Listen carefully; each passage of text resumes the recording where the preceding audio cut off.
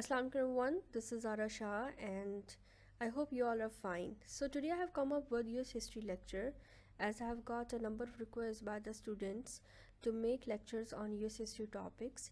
So this will be the continuous series inshallah, and we will be continuing criminology and political science lectures as well. So stay tuned. And the topic that we will be covering today is the Treaty of Paris 1763 and 1783. Basically, we will be studying the difference between the both treaties. So let's start. So starting with Treaty of Paris 1763, Treaty of Paris 1763, it concluded the 7 Years War, that is also known as French and Indian War, और north America में जो है French and Indian war इसे ज़्यादा कहा जाता है. So one ever you will be reading US history books, if you will find 7 Years War, it means the term 7 Years War, it means that we are talking about the French Indian War. Or this war was basically, it was a conflict between Franco-British conflict these were, और इन्हें conclude किया था this treaty of Paris 1763. अब इस treaty of Paris 1763 में जो participants थे, on the one side they were France and Spain, and on the other side they were Great Britain and Hanover. Hanover को मैं आपको बताती चलूँ that it is basically the former state of northwestern Germany उस time पे. So this treaty was signed between these states, and there was another state that is Portugal, or it was also included in this treaty. This treaty was signed on February 10 in 1763 in Paris. So next we will see that what is the significance of this treaty. Okay, now so let's see that what is the significance of this treaty. So the first importance we have already discussed, and it is that it ended the French and Indian wars. Secondly, after this treaty, the colonial empire of the France, it was destroyed, leaving Great Britain dominant in North America. Or now we will see that which states were given up by the France and which Britain restored to France.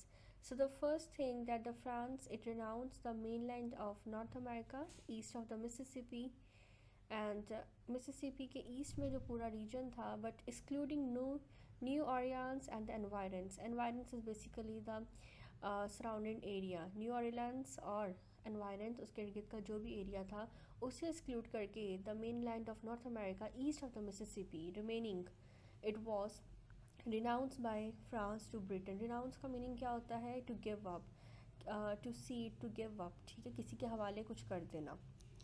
और इसे अगर थोड़ा सा और ज़रा easy आपको मैं बताऊँ तो France, it basically past all of Canada and all of Louisiana that was east of Mississippi except the New Orleans that is written here to the Great Britain. Then there is कि Britain ने क्या France को restore किया. So Britain it basically restore to France. The first is the west Indian islands of Guadeloupe, Martinique, Marie-Galante. Then आपके पास there are the islands of Saint Barry and Miquelon. Then Britain also ceded Saint Lucia to France as well. So these were the exchange of the states that happened between France and Britain due to this treaty. Okay, so now let's see that what exchange happened between Britain and Spain. As I've told you that Spain was also the part of this treaty. So Spain recovered Havana and Manila, whereas it ceded East and West Florida to the Britain. So this was all about Treaty of Paris 1763, and the reason for discussing this topic was that being a student of US history, when you are studying as an aspirant, you should be the master of it, and it is the case in every subject.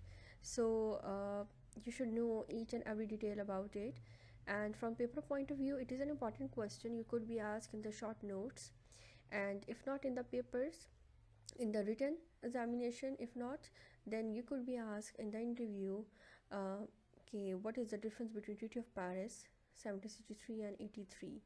So now we'll be discussing Treaty of Paris 1783. So Treaty of Paris 1783, first we will discuss the general scenario, that what was the reason for this treaty. So Great Britain, following the French and Indian wars, it was left with massive war debt. Obviously 7 years पे जब war जो है फैली हुई थी, तो उस war को finance करने के लिए जो है उतना ही यू कैन जस्ट एस्टिमेट कि कितना उसके ऊपर जो है कितना रेवेन्यू और कितना पैसा उसके ऊपर जो है वो लगा होगा उसे फाइनेंसिंग पे, वॉर फाइनेंसिंग के लिए। तो उसकी वजह से क्या हुआ कि Great Britain it basically it was left with the massive war debt and it look for ways of raising revenue. और इसने ये तरीका क्या निकाला that it imposed new taxes in the colonies, and this imposition of the taxes it basically led to the American War of Independence। और ये जो treaty of Paris 1783 है that was signed on September 3rd 1783, it basically concluded the American Revolution, the American War of Independence, it concluded it। So this treaty, as told before, that it was signed on September 3rd 1783 between United States and Great Britain। इसके अलावा Britain was on one side whereas the United States, France and Spain they were on the other side। इससे पहले जो है preliminary articles often called as preliminary treaty of Paris they were already signed at Paris between Britain and the United States on November 30th 1782। और on September 3rd 1783 only सिर्फ treaty of Paris ही sign नहीं हुई थी but three definitive treaties they were signed। First was between Britain and the United States in Paris, the Treaty of Paris that is known as।